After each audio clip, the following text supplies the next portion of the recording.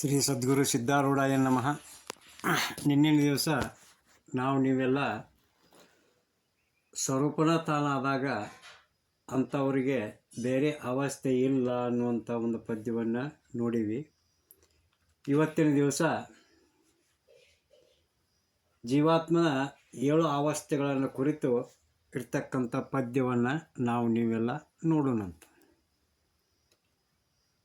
ಜೀವನಿಗವಸ್ಥೆಗಳೇಳವನು ಪರಿಭಾವಿಸಿ ನೋಡಿರೆ ಬಂಧರಹಿತರಪ್ಪುವರು ಅಂತ ಜನನ ಮರಣ ರೂಪವಾಗಿರ್ತಕ್ಕಂಥ ಈ ಸಂಸಾರದ ದುಃಖದಿಂದ ಬಿಡುಗಡೆಯನ್ನು ಹೊಂದಬೇಕು ಅಂತಕ್ಕಂಥವರು ಜೀವನಿಗಾಗುವಂಥ 7 ಅವಸ್ಥೆಗಳನ್ನು ಚೆನ್ನಾಗಿ ವಿಚಾರ ಮಾಡಿ ನೋಡ್ರಿ ಅಂತ ಹೇಳ್ತಾರೆ. ಆ 7 ಅವಸ್ಥೆಗಳು ಯಾವುವು ಅಂತಂದ್ರೆ ಅಜ್ಞಾನ, ಆವರಣ, ವಿಕ್ಷೇಪ, ಪರೋಕ್ಷ ಜ್ಞಾನ, ಅಪರೋಕ್ಷ ಜ್ಞಾನ, ಶೋಕ ನಿವೃತ್ತಿ, ನಿರಂಕುಶ ತೃಪ್ತಿ ಅಂತಕ್ಕಂಥ ಈ 7 ಅವಸ್ಥೆಗಳನ್ನು ನಾವು ವಿಚಾರ ಮಾಡಿ ನೋಡಬೇಕು ಅಂತೇಳಿ ಶ್ರೀಮನ್ ನಿಜಗುಣ ಶಿವಯೋಗಿಗಳು ಹೇಳ್ತಾರೆ. ಹೆಂಗಪ್ಪ ಅಂತಂದ್ರೆ ತನ್ನನ್ನು ತಾನು ಮರೆತಿರುವುದನ್ನು ಅಜ್ಞಾನ ಅನಿಸ್ತತಿ. ಅಸಂಗ ಕೂಟಸ್ಥನೂ ಇಲ್ಲ, ಅವ ತೋರೋದೂ ಇಲ್ಲ ಅಂತಕ್ಕಂಥ ಒಂದು ಇದೇನೈತಿ ಅದಕ್ಕೆ ಆವರಣ ಅನಿಸ್ಕೋತೈತಿ ಅಂತ ಹೇಳ್ತಾರೆ ಅವರು. ಇನ್ನು ಈ ದೇಹವೇ ನಾನಂತಕ್ಕಂಥ ಕೊಂಡು ತಿಳಿದ ಕರ್ತಾಭೋಕ್ತ ಎಂದು ಭಾವಿಸುವುದೇ ವಿಕ್ಷೇಪ ಅನಿಸ್ತತಿ ಅಂತ ಹೇಳ್ತಾರೆ. ಇನ್ನು ಕೂಟಸ್ಥನು ಇದ್ದಾನೆಂದು ತಿಳಿಯುವುದು ಪರೋಕ್ಷ ಜ್ಞಾನ. ನಾನೇ ಬ್ರಹ್ಮ ಭಿನ್ನ ಅಸಂಗ ಕೂಟಸ್ಥನೆಂದು ತಿಳಿಯುವುದೇ ಅಪರೋಕ್ಷ ಜ್ಞಾನ ಅಂತ ಹೇಳ್ತಾರೆ. ಅಲ್ಲಿಂದ ಮಾಡೋದೆಲ್ಲ ಮಾಡಿ ಪಡೆಯುವುದೆಲ್ಲ ಪಡೆದೀವಿ ಅಂತೇಳಿ ಒಂದು ಸಹಜವಾಗಿ ಸಂತುಷ್ಟನಾಗಿರುವಂಥದ್ದು, ಸಂತೋಷವಾಗಿರುವಂಥದ್ದು ನಿರಂಕುಶ ತೃಪ್ತಿ ಅಂತ ಅನಿಸ್ಕೋತೈತಂತ. ಮುಂದೆ ದಶಮ ಪುರುಷನಂತೆ ಈ ಜೀವ ಅಂತಕ್ಕಂಥವ ಈ 7 ಅವಸ್ಥೆಗಳನ್ನು ಹೊಂದುತ್ತಾನು ಅಂತೇಳಿ ಹೇಳ್ತಾರೆ. ದಶಮ ಪುರುಷ ಅಂದ್ರೆ 10ನೇ ಪುರುಷ ಅಂತಕ್ಕಂಥ ಈ ಜೀವ ಏನದಾನು ಈ ಅವಸ್ಥೆಗಳನ್ನು ಹೊಂದುತ್ತಾನು. ಅಧಿಷ್ಠಾನ ರೂಪ ಕೂಟಸ್ಥ ಚೇತನ ಸಹಿತನಾದಂಥ ಜೀವನೇ ಈ ಸಪ್ತಾವಸ್ಥೆಗಳಿಗೆ ಅಧಿಕಾರಿ ಹಾಕನು ಅಂತಕ್ಕಂಥ ಒಂದು ಭಾವವನ್ನು ಹೇಳ್ತಾರೆ ಈ ಒಂದು ಪಲ್ಲವಿಯೊಳಗೆ. ಇನ್ನು ಮೊದಲನೇ ನುಡಿಯೊಳಗೆ ಏನು ಹೇಳ್ತಾರೋ ಅಂತಂದ್ರೆ ಮೊದಲನೇದ್ದು ಅಜ್ಞಾನ ಅವಸ್ಥೆ ಅಂತ ಹೇಳ್ಯಾರ. ಈ ಅಜ್ಞಾನ ಅಂದರೆ ಏನು ಅಂತಕ್ಕಂಥ ಅರ್ಥವನ್ನು ಈ 1ನೇ ನುಡಿಯೊಳಗೆ ಪ್ರತಿಪಾದನೆಯನ್ನು ಮಾಡ್ತಾರೆ. ಏನಪ್ಪ ಅಂತಂದ್ರೆ ತನ್ನ ನಿಜವನ್ನು ಪರೀಕ್ಷಿಸದೆ ಹೇಯವೆನ್ನದೆ ವಿಕೃತಿಯುಳ್ಳ ತನುವೆ ತಾನೆಂದು ಭಿನ್ನ ವಿಷಯದ ವಿಶ್ವವಿದನು ಕಂಡು ನನ್ನಿ ಎಂಬ ಬಗೆ ಬಿಡದಿರಲ ಜ್ಞಾನ ಅಂತ. ಅಂದ್ರೆ ಈ ದಶಮನು ತನಗೆ ತಾನೋ ಅಪರೋಕ್ಷವಾಗಿ ಪ್ರತ್ಯಕ್ಷ ಇದ್ರೂ ಕೂಡ ನಾನು ದಶಮನಿದ್ದೇನೆಂದು ತಿಳಿಯದಿರುವುದೇ ಅಜ್ಞಾನ ಅಂತ. ಅಂದ್ರೆ ಅವರು ಅಪರೋಕ್ಷವಾಗಿ ನಮ್ಮೊಳಗನ ಆ ಆತ್ಮದಾನು ಅಂತಕ್ಕಂಥದ್ದನ್ನು ನಾವು ತಿಳ್ಕೊಳ್ಳಾರ್ದ ಏನು ಅದೀವಲ್ಲ ಇದು ಅಜ್ಞಾನ ಅಂತ ಹೇಳ್ತಾರೆ. ನಾನು ಎಂದು ಅರುರೂಪನಾದ ತಾನು ಅಪರೋಕ್ಷವಿದ್ದರೂ ತಾನು ಆರು ಎಂದು ತನ್ನನ್ನು ತಾನೇ ತಿಳಿಯೋದಿಲ್ಲ. ಮತ್ತು ಹೊಳ್ಳೆ ಈ ದೇಹವೇ ನಾ ಅಂತೇನು ತಿಳ್ಕೊತಾನಲ್ಲ, ಇಂಥ ಒಂದು ದೇಹ ರಕ್ತ ಮಾಂಸ ಮಲ ಮೂತ್ರಾದಿಗಳಿಂದ ಕೂಡಿ ಅಪವಿತ್ರ ಆಗೈತಿ. ನಾ ಪವಿತ್ರದೇನಿ. ಈ ದೇಹದ ಒಂದು ಜಾಯತೆ ಆದಿಯಾಗಿ 6 ವಿಕಾರಗಳಿಂದ ಕೂಡೈತಿ. ನಾನು ಮಾತ್ರ ನಿರ್ವಿಕಾರಿಯಾಗಿ ಅದೇನಿ. ಅದಕ್ಕೆ ಈ ದೇಹ ನಾ ಅಲ್ಲ. ಇದಕ್ಕೆ ವಿಲಕ್ಷಣ ರೂಪವಾಗಿ ಸಾಕ್ಷಿಯಾಗಿ ಅದೇನಿ ಅಂತೇಳಿ ತಿಳ್ಕೊಬೇಕಾಗಿತ್ತು. ಹಿಂಗಿದ್ರೂ ಕೂಡ ಇದನ್ನು ತಿಳಿಯದ ಈ ಶರೀರನ ನಾ ಅದೇನಿ ಅಂತೇಳಿ ತಿಳ್ಕೊತಾನು. ಸ್ವಪ್ನದಂತೆ ದೃಶ್ಯವಾಗಿ ಅನೇಕ ಪ್ರಕಾರವಾಗಿ ಕಾಣುವಂಥ ಗೋಚರವಾಗುವಂಥ ಈ ಜಗತ್ತನ್ನು ಕಂಡ ಈ ಜಗತ್ತ ನಿಜ ಅಂತೇಳಿ ಏನು ಭಾವಿಸ್ತಾನು. ಹಿಂಗೆ ತನ್ನನ್ನು ಅರಿದನ ದೇಹವೇ ನಾ ಅಂತ ತಿಳ್ಕೊಂಡ ಈ ಜಗತ್ತ ಸತ್ಯವಾಗಿ ಐತಿ ಅಂತೇನು ತಿಳ್ಕೊತಾನಲ್ಲ, ಇದ ಅಜ್ಞಾನ ಅಂತೇಳಿ ಈ ಮೊದಲನೇ ನುಡಿಯೊಳಗೆ ಒಂದು ಅಜ್ಞಾನ ಆವರಣದ ವಿಷಯವನ್ನು ಹೇಳ್ತಾರೆ. ಇನ್ನು ಎರಡನೇ ನುಡಿಯೊಳಗೆ ಆವರಣದ ಸ್ವರೂಪವನ್ನು ಹೇಳ್ತಾರೆ. ಏನಪ್ಪ ಅಂತಂದ್ರೆ, ವೇದ ವಿಚಾರವನ್ನಲ್ಲದುಳಿದು ಶುಷ್ಕವಾದದಿಂದೆ ಸಲೆ ಸಾಕ್ಷಿ ತುರಿಯ ಕೂಟಸ್ಥ ಬೋಧವಿಲ್ಲದದು ತೋರದೆಂಬ ಮೋಸದಾದಿಯಾದುದು ಭಯರೂಪವೆನಿಸುವಾವರಣ ಅಂತಂದ್ರೆ, ಅಜ್ಞಾನದ ನಂತರ ಅದರ ಒಂದು ಅಜ್ಞಾನದ ಕಾರ್ಯವಾದಂಥ ಆವರಣ ಸ್ವರೂಪವನ್ನು ಹೇಳ್ತಾರೆ ಅವರು. ಹೆಂಗಂತಂದ್ರೆ, ದಶಮನು ತನ್ನನ್ನು ಮರೆತ ನಂತರ ದಶಮನು ಇಲ್ಲ, ಆದ್ದರಿಂದ ಅವ ತೋರೋದಿಲ್ಲ. ಅವ ಇದ್ದಿದ್ರೆ ತೋರ್ತಿದ್ದ ಅಂತಕ್ಕಂಥ ಒಂದು ಏನು ನಮ್ಮ ಭಾವನೆ ಅದಲ್ಲ, ಅದ ಸದಾವರಣವೆನಿಸ್ತತಿ ಅಂತ ಹೇಳ್ತಾರೆ. ಇನ್ನು ತೋರೋದಿಲ್ಲ ಅನ್ನುವಂಥದ್ದು ಅಭಾನಾವರಣ ಅನಿಸ್ತತಿ. ಇದರಂತ ಒಂದಾನೊಂದು ದಿವಸ ಸತ್ಸಂಗದಿಂದ ಆತ್ಮವಿಚಾರ ಪ್ರಸಂಗ ಬಂತು ಅಂತಂದ್ರೆ, ಆಗ ಈ ದೇಹವೇ ಆತ್ಮ, ಇದ ನಾ ಅದೇನಿ. ಹಿಂಗೆ ನಾ ಹೇಳೋದು ನನ್ನ ಅನುಭವ ಸಿದ್ಧವಾದಂಥ ಮಾತೈತಿ. ದೇಹಕ್ಕೆ ಭಿನ್ನವಾಗಿ ಆತ್ಮ ಇದ್ದಾನುವಂತೇನು ಶ್ರುತಿ ಹೇಳ್ತತ್ತಲ್ಲ, ಅದು ಅನುಭವಕ್ಕೆ ವಿರುದ್ಧ ಐತಿ. ಅದಕ್ಕೆ ನಾ ಅದನ್ನು ನಂಬೋದಿಲ್ಲ ಅಂಥೇಳಿ ಇದು ಅಜ್ಞಾನ ನಂತರದ ಆವರಣ. ಹಿಂಗೆ ಅಂಥ ಒಬ್ಬ ವ್ಯಕ್ತಿ ಅಂದ್ರೆ ದೇಹವೇ ನಾ ಅಂತೇನು ತಿಳ್ಕೊಳ್ಳಲ್ಲ ಅಂಥ ವ್ಯಕ್ತಿ ಆ ಶ್ರುತಿ ವಾಕ್ಯವನ್ನು, ವೇದ ಉಪನಿಷತ್ತಿನ ಒಂದು ವಾಕ್ಯವನ್ನು ಜರಿತಾನು, ಅದಕ್ಕೆ ವಿರೋಧ ಮಾಡ್ತಾನು. ಪ್ರಮಾಣ ಶೂನ್ಯವಾಗಿರ್ತಕ್ಕಂಥ ಈ ವಾದ ಶುಷ್ಕವಾದ ಅನಿಸ್ತತಿ. ಬರೀ ಬಾಯಿ ಮಾತಿನಿಂದ ಮಾತಾಡೋದು ಶುಷ್ಕಾಕತಿ, ಅನುಭವ ಜ್ಞಾನ ಇಲ್ಲ ಅಂತಕ್ಕಂಥದ್ದನ್ನು ಇದು ತೋರಿಸ್ತತಿ. ಅದಕ್ಕೆ ಇಂಥ ವಾದದಿಂದ ಕೂಡಿಕೊಂಡು ಅವನೇನು ಹೇಳ್ತಾನೋ, ಒಂದು ಶ್ರುತಿ ವಾಕ್ಯವನ್ನು ಅಲ್ಲಗಳಿತಾನು.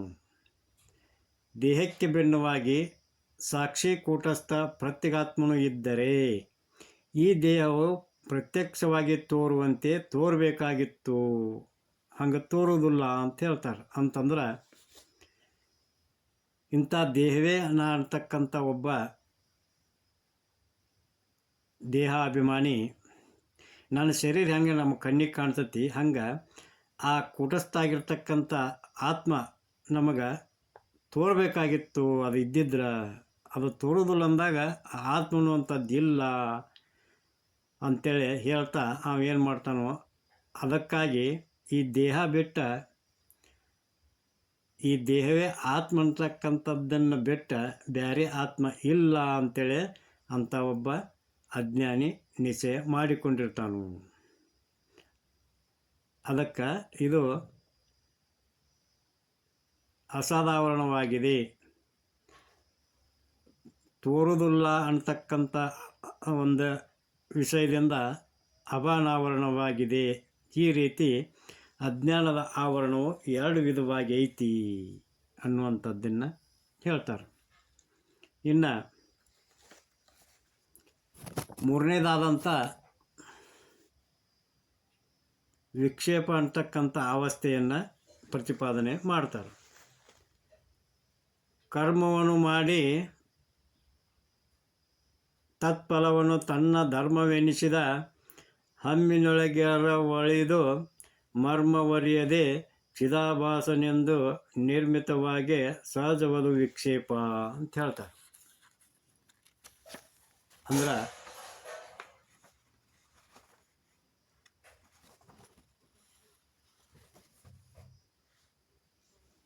ದಶಮನು ಕಾಣಿಸದಿಲ್ಲವಾದ್ದರಿಂದ ಇಲ್ಲೇ ಈ ದಶಮ ಅಂತಕ್ಕಂಥದ್ದಕ್ಕೆ ನಾವು ವಿವರಣೆಯನ್ನು ಪಡಿಬೋದು. ದಶಮನು ಕಾಣಿಸುವುದಿಲ್ಲವಾದ್ದರಿಂದ ನದಿಯಲ್ಲಿ ಮುಳುಗಿ ತೇಲಿ ಹೋಗ್ಯಾನು, ಸತ್ತಾನು ಅಂತೇಳಿ ತಿಳ್ಕೊಂಡ ಎದೆ ಬಡ್ಕೊಳ್ತಾ ಅಳ್ಕೊತ ಕುಂಡ್ರದನ ವಿಕ್ಷೇಪ ಆಗೈತಿ ಅಂತ ಹೇಳ್ತಾರೆ. ಅಂದ್ರೆ ಇಲ್ಲಿ ಒಂದು ಉದಾಹರಣೆಯನ್ನು ಅವರು ಕೊಟ್ಟಾರೆ. ಏನು ಕೊಟ್ಟಾರು ಅಂತಂದ್ರೆ, 10 ಜನ ಸ್ನೇಹಿತರು ಹೊಳೆಯೊಳಗೆ ನದಿಯೊಳಗೆ ಈಜಾಡಲಿಕ್ಕೆ ಸ್ನಾನಕ್ಕಂತೇಳಿ ಹೋಗಿರ್ತಾರೆ. 10 ಜನ ಈಜಾಡ್ತಾರೆ, ಸ್ನಾನ ಮಾಡ್ತಾರೆ. 10 ಜನ ಆ ನದಿ ದಂಡಿ ಮೇಲೆ ಬಂದ ನಿಂತ್ಕೊಂಡ ಅವರು ಒಬ್ರಿಗೊಬ್ಬರು ಮಾತಾಡ್ಕೊತ ಏನು ವಿಚಾರ ಮಾಡ್ತಾರೋ ಅಂತಂದ್ರೆ, ನಾವು ಸ್ನಾನ ಮಾಡೋಕ್ಕೆ 10 ಮಂದಿ ಬಂದಿದ್ವಿ, ನಾವು 10 ಮಂದಿ ಅದೇವೋ ಇಲ್ಲೋ ಈ ದಂಡಿ ಮ್ಯಾಗ ಅಂತೇಳಿ ತಿಳ್ಕೊಂಡ ವಿಚಾರ ಮಾಡಿದಾಗ ಒಬ್ಬವ ಎನಿಸ್ಕೊಂತ ಬರ್ತಾನೆ. 1 2 3 4 ಅಂತೇಳಿ ಅಲ್ಲಿ 9 ಮಂದಿ ಮಾತ್ರ ಇರ್ತಾರೆ. 10ನೇ ಅವನ ಆಗಿದ್ರೂ ಕೂಡ ಆ 10ನೇ ಅವನ ಅದೇನೆ ಅಂತಕ್ಕಂಥ ತಿಳುವಳಿಕೆನ ಅವಾಗ ಬರೋದಿಲ್ಲ. ಅವಾಗ ಏನು ಮಾಡ್ತಾನೋ, 10ನೇದವ ಇಲ್ಲ 9 ಜನ ಅದೇವು ನಾವು, 10ನೇದವ ನೀರಾಗ ಮುನಿಗೆ ಅವ ಸತ್ತು ಹೋಗ್ಯಾನಂತೇಳಿ ತಿಳ್ಕೊಂಡ ಎದಿಬಾಯಿ ಹೆಂಗೆ ಬಡ್ಕೊಳಕತ್ತಾರಲ್ಲ, ಹಂಗೆ ಆ 10ನೇದವನ ಆತ್ಮ ಅಂತಕ್ಕಂಥ ಒಂದು ಕುರುಹಣ್ಣ ಆ 10ನೇದವ ವ್ಯಕ್ತಿನ ನಿಜವಾದ ಪ್ರತ್ಯೇಗಾತ್ಮ ಅದಾನು ಅಂತೇಳಿ ತಿಳ್ಕೊಳ್ಳಾರ್ದ ಇದೇನಾಗಕತ್ತೈತಿ, ಈ ದೇಹವೇ ನಾನು ಅಂತಕ್ಕಂಥ ಒಂದು ಅನುಭವದಿಂದ ಅವರು ಆ 10ನೇದವನ್ನ ಗುರುತು ಹಿಡಿಲಾರ್ದಕ್ಕೆ ಏನು ಮಾಡಕತ್ತಾರೋ, ಎದಿಬಾಯಿ ಬಡ್ಕೊಂಡ ಅಳಕತ್ತಾರಲ್ಲ, ಇಂಥ ಒಂದು ಸ್ಥಿತಿಗಿನ ವಿಕ್ಷೇಪ. ಇದರಂಗ ತನ್ನ ನಿಜವಾದ ಕೂಟಸ್ಥ ಪ್ರತ್ಯೇಗಾತ್ಮ ಸ್ವರೂಪವನ್ನು ಮರೆತ ಅಹಂಕಾರವೇ ತಾನೆಂದು ತಿಳಿದುಕೊಳ್ಳುತ್ತಾನೆ.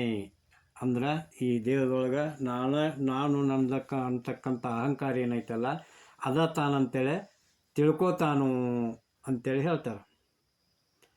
ಆಮೇಲೆ ಕರ್ತೃತ್ವಾಭಿಮಾನದಿಂದ ಅಂದ್ರೆ ನಾನು ಇದನ್ನು ಮಾಡಿದ್ನಿ ಅಂತಕ್ಕಂಥ ಒಂದು ಅಭಿಮಾನದಿಂದ ಪಾಪ ಪುಣ್ಯಗಳನ್ನು ಮಾಡ್ತಾನೆ. ಆ ಪಾಪ ಪುಣ್ಯಗಳನ್ನು ಮಾಡೋದರಿಂದ ಅವುಗಳ ಫಲಗಳಾದಂಥ ಸುಖ ದುಃಖಗಳನ್ನು ಕೂಡ ಭೋಗಿಸ್ತಾನೆ. ಅದರ ಜೊತೆಗೆ ಅಹಂ ಸುಖಿ ಅಹಂ ದುಃಖಿ ಅಂತೇಳಿ ಅಹಂಕಾರ ಮತ್ತು ಅದರ ಧರ್ಮದೊಡನೆ ಬೆರೆತುಕೊಂಡ ನಾ ಯಾರು, ನನ್ನ ಸ್ವರೂಪ ಏನೈತಿ ಅಂಥೇಳಿ ಅವ ವಿಚಾರಣೆ ಮಾಡೋದಿಲ್ಲ.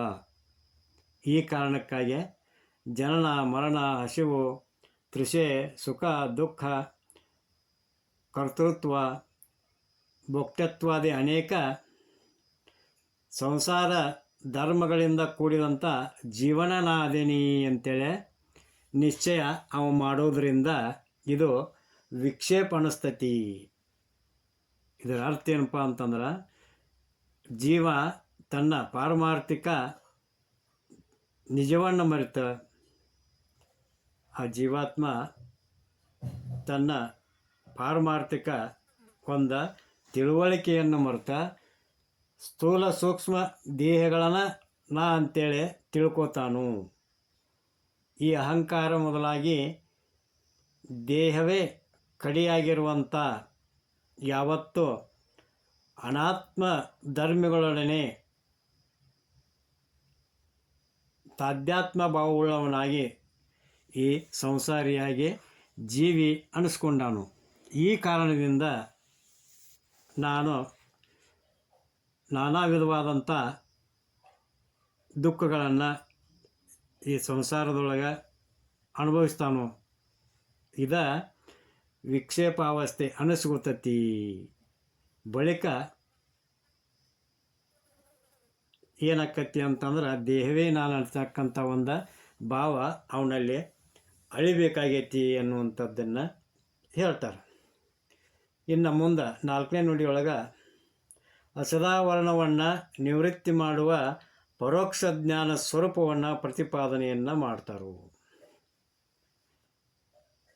ಮತ್ತೆ ಶ್ರುತಿ ಗುರು ಪದವಿಡಿದು ಸಾಕ್ಷಿ ಚಿತ್ತು ಬೇರುಂಟದು ಸ್ವರ್ಗದಂತೆ ಸತ್ಯವೆಂದು ಚಿತ್ತದೊಳು ನಂಬಲಾಗಿ ಮೊದಲು ಪೆಳೆದ ವೃತ್ತಿನಾಶವದು ಪರೋಕ್ಷಾತ್ಮಕ ಜ್ಞಾನ ಅಂತ ಹೇಳ್ತಾರೆ.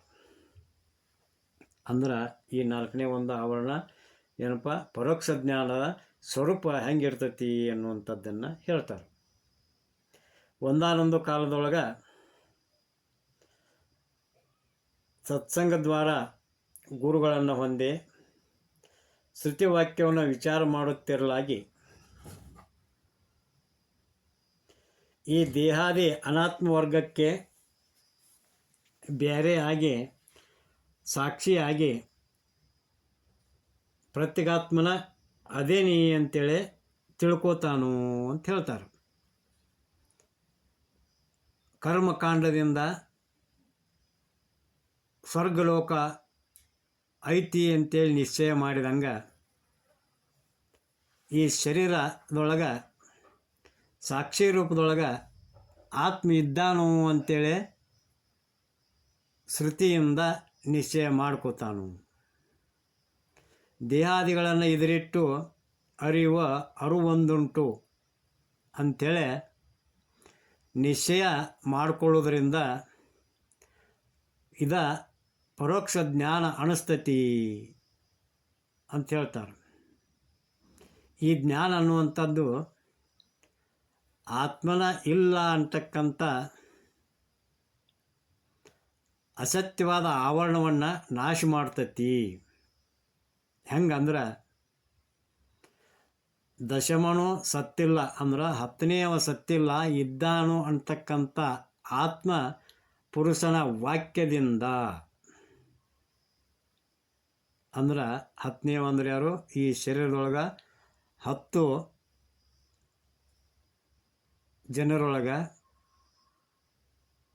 10ನೇವ ಸತ್ತಿದ್ದ ಅಂತೇನು ನಾವು ತಿಳ್ಕೊಂಡಿದ್ರಲ್ಲ, ಆ ಭ್ರಮ ಅಡಿಗೆ ಆ 10ನೇವ ಯಾರಪ್ಪ ಅಂತಂದ್ರೆ ಈ ನಮ್ಮ ದೇಹದೊಳಗಿರ್ತಕ್ಕಂಥ ನಮ್ಮ ಆಗು ಹೋಗುಗಳಿಗೆ ಸಾಕ್ಷಿಯಾಗಿರ್ತಕ್ಕಂಥ ಯಾವ ಪ್ರತ್ಯಗಾತ್ಮನೇ ಅದಾನು ಅನ್ನುವಂಥದ್ದು ಸಿದ್ಧಕ್ಕತಿ. ಅರ್ಥಾರ್ಥ ಏನಪ್ಪ ಅಂತಂದ್ರೆ ಪರೋಕ್ಷ ಜ್ಞಾನವು ಆತ್ಮ ಇಲ್ಲ ಅಂತಕ್ಕಂಥ ಅಸಂಬಂಧ ಬುದ್ಧಿಯನ್ನು ನಾಶ ಮಾಡ್ತತಿ ಅಂತೇಳಿ ಈ ಒಂದು 4ನೇ ನುಡಿಯೊಳಗೆ ಹೇಳ್ತಾರೆ. ಇನ್ನು 5ನೇ ನುಡಿಯೊಳಗೆ ಅಪರೋಕ್ಷ ಜ್ಞಾನಾವಸ್ಥೆಯನ್ನು ಹೇಳ್ತಾರೆ. ಯಾವುದಪ್ಪ ಅಂತಂದ್ರೆ ಚಾರು ತತ್ವಮಸಿ ವಾಕ್ಯಾರ್ಥವನ್ನು ಸುವಿಚಾರ ಪುದರಿಂದೇ ಪ್ರಜ್ಞೆಗಾತ್ಮನೇ ತಾನೆಂಬ ಸಾರನಿಷ್ಠೆಯೆಂದುಳಿದಾವರಣ ಪೋಪು ದಾರೈಯಲದ ಪರೋಕ್ಷ ಜ್ಞಾನವೆನಿಪುದು ಅಂದ್ರೆ ಸಾಮವೇದದಲ್ಲಿ ಅಂತರ್ಗತವಾಗಿರ್ತಕ್ಕಂಥ ಚಾಂದೋಗ್ಯೋಪನಿಷತ್ತಿನ 6ನೇ ಅಧ್ಯಾಯದೊಳಗೆ ಈ ತತ್ವಮಸಿ ಅಂತಕ್ಕಂಥ ಮಹಾವಾಕ್ಯ ಹೇಳಲ್ಪಟ್ಟದ. ಇದರೊಳಗೆ ತತ್ ತ್ವಂ ಅಸಿ ಅಂತಕ್ಕಂಥ 3 ಪದಗಳದಾವ. ಆ ತತ್ ಎಂಬ ಪದದಿಂದ ಸೃಷ್ಟಿ ಪೂರ್ವದಲ್ಲಿದ್ದಂಥ ಬ್ರಹ್ಮವೇ ಅಂತೇಳಿ ಹೇಳ್ತಾರೆ. ತತ್ ಪದದ ಅರ್ಥ ಏನಪ್ಪ ಅಂತಂದ್ರೆ ಈ ಸೃಷ್ಟಿ ನಿರ್ಮಾಣ ಆಗೋಕ್ಕಿಂತ ಪೂರ್ವದೊಳಗೆ ಪೂರ್ಣ ಇದು ಬ್ರಹ್ಮ ಸ್ವರೂಪನೇ ಇತ್ತು ಅಂತೇಳಿ ಹೇಳ್ತಾರೆ. ಇನ್ನು ತ್ವಂ ಅಂದ್ರೆ ನೀನು, ಅಸಿ ಅಂದ್ರೆ ಇದ್ದಿ ಅಂಥೇಳಿ ಆ ಪದಗಳ ಅರ್ಥ ಆಕ್ಕತಿ ಅಂತ ಹೇಳ್ತಾರೆ. ಅಂದ್ರೆ ತತ್ವಮಸಿ ಅಂತಂದ್ರೆ ನೀನ ದೇವರಿದ್ದಿ ಅಂತಕ್ಕಂಥ ಅರ್ಥವನ್ನು ಹೇಳ್ತತಿ ಅಂತೇಳಿ ಹೇಳ್ತಾರೆ. ಸೋಯಂ ದೇವದತ್ತ ಎಂಬ ವಾಕ್ಯದಂತೆ ಭಾಗತ್ಯಾಗ ಲಕ್ಷಣೆಯಿಂದ ವಿರೋಧವಾದಂಥ ವಾಚ್ಯಾಂಶಗಳನ್ನು ತ್ಯಜಿಸಿ ಅವಿರೋಧವಾಗಿರ್ತಕ್ಕಂಥ ಲಕ್ಷಾಂಶವನ್ನು ಸ್ವೀಕಾರ ಮಾಡಿದರೆ ಪ್ರತ್ಯೇಗಾತ್ಮನಾದಂಥ ನಾನು ಆ ಪರಬ್ರಹ್ಮ ಸ್ವರೂಪನೇ ಇದ್ದೇನೆ, ಅದಕ್ಕೆ ನಾನು ಭಿನ್ನವಾಗಿಲ್ಲ, ಬೇರೆ ಆಗಿಲ್ಲ, ಅಭೇದ ರೂಪವಾಗಿ ಅದೇನಿ ಅಂತಕ್ಕಂಥ ಒಂದು ಅರ್ಥವನ್ನು ಸೂಚಿಸ್ತೈತಿ. ವೇದ ತಾತ್ಪರ್ಯ ರೂಪವಾದಂಥ ಈ ನಿಶ್ಚಯಾರ್ಥದಿಂದ ಅಹಂ ಬ್ರಹ್ಮಾಸ್ಮಿ ಅಂತಕ್ಕಂಥ ಒಂದು ಅಪರೋಕ್ಷ ಜ್ಞಾನಕ್ಕತಿ. ಆಮೇಲೆ ಈ ಜ್ಞಾನ ಆದ ನಂತರ ಆತ್ಮ ತೋರುವುದಿಲ್ಲ ಅಂತಕ್ಕಂಥ ಒಂದು ಅಭಾನ ಆವರಣ ನಾಶ ಆಗಿ ಹೋಕ್ಕತಿ ಅಂತೇಳಿ ತಿಳ್ಕೊಂಡ ಒಂದು ವಿಷಯವನ್ನು ತಿಳಿಸ್ತಾರೆ. ಇನ್ನು ಮುಂದಿನ ನುಡಿಯೊಳಗೆ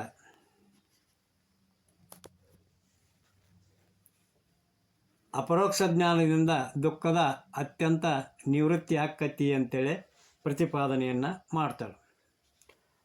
ಕೂಡೆ ಕರ್ತೃತ್ವ ಭೋಕ್ತತ್ವವದರ ಬಾಧೆಗೂಡಿಸಿ ಮೋಹಿಸುವ ಬಹುವಿಧದ ಸಂಸ್ಕೃತಿಗೆ ನಾಡೇ ನಾಶವಾಗಲದ ನರಿದು ಸಂತರಾಡುವರು ದುಃಖ ನಿವೃತ್ತಿಯು ತಾನೆಂದು. ಅಂದ್ರೆ ಅಹಂ ಬ್ರಹ್ಮಾಸ್ಮಿ ಅಂತಕ್ಕಂಥ ಬ್ರಹ್ಮಾಪರೋಕ್ಷ ಜ್ಞಾನದಿಂದ ಕರ್ತೃತ್ವ ಭೋಕ್ತೃತ್ವ ರೂಪ ವಿಕ್ಷೇಪ ಸಹಿತ ಆಗಿ ಮೂಲಕ್ಕೆ ಕಾರಣವಾಗಿರ್ತಕ್ಕಂಥ ಅಜ್ಞಾನ ಏನಕ್ಕತಿ ನಿವೃತ್ತಿ ಆಕ್ಕತಿ. ಅದು ನಿವೃತ್ತಿ ಆದಂಗ ಅಸಂಗ, ಅಕರ್ತ, ಅಭೋಕ್ತ, ಬ್ರಹ್ಮರೂಪನಾದ ತನ್ನನ್ನು ಮರೆತು ಅಹಂಕಾರವೇ ತಾನೆಂದು ಭಾವಿಸಿ ಅದರ ಕರ್ತೃತ್ವಾದಿಗಳು ತನಗೆಂದು ತಿಳ್ಕೊಳ್ಳೋದನ್ನು ಅಜ್ಞಾನ ಆಗೈತಿ. ಇದರಿಂದ ಮನಸ್ಸು ಪ್ರಾಣ ದೇಹಾದಿ ಧರ್ಮಗಳೊಡನೆ ಸುಖ ದುಃಖಿ ಎಂದು ಹಸಿವೆ ತೃಷೆಗಳು ಇದ್ದಂಥವಂತೇಳಿ ತಿಳ್ಕೊಂಡ ಜನನ ಮರಣ ಉಳ್ಳಂಥವಂತೇಳಿ ಈ ಪ್ರಕಾರ ಸಂಸಾರದ ಧರ್ಮಗಳು ಇದ್ದಂಥವ ಅಂತೇಳಿ ಭಾವಿಸಿದ್ದ. ಈ ಕಾರ್ಯರೂಪ ದುಃಖ ಸಹಿತ ತನ್ನ ಮರೆತ ಅಜ್ಞಾನ ಏನಕ್ಕತಿ ಈ ಒಂದು ಅಹಂ ಬ್ರಹ್ಮಾಸ್ಮಿ ಅಂತಕ್ಕಂಥ ಒಂದು ತಿಳುವಳಿಕೆಯಿಂದ ಇದೆಲ್ಲ ಸಂಸಾರಿ ಅದೇನಿ ದುಃಖಿ ಅದೇನಿ ಅಂತಕ್ಕಂಥದ್ದು ದೇಹವೇ ನಾ ಅದೇನಿ ಅಂತಕ್ಕಂಥ ಸರ್ವ ವಿಧವಾದಂಥ ಅಜ್ಞಾನ ಎಲ್ಲ ನಾಶ ಆಗಿ ಹೋಕ್ಕತಿ. ಅದಕ್ಕೆ ಅಹಂ ಬ್ರಹ್ಮಾಸ್ಮಿ ಅಂತಕ್ಕಂಥ ಜ್ಞಾನವುಳ್ಳಂಥ ಬ್ರಹ್ಮನಿಷ್ಠರು ಇದಕ್ಕೆ ಏನು ಹೇಳ್ಯಾರು, ಅತ್ಯಂತ ದುಃಖ ನಿವೃತ್ತಿ ಆಕ್ಕತಿ ಅಂತ ಹೇಳ್ಯಾರ.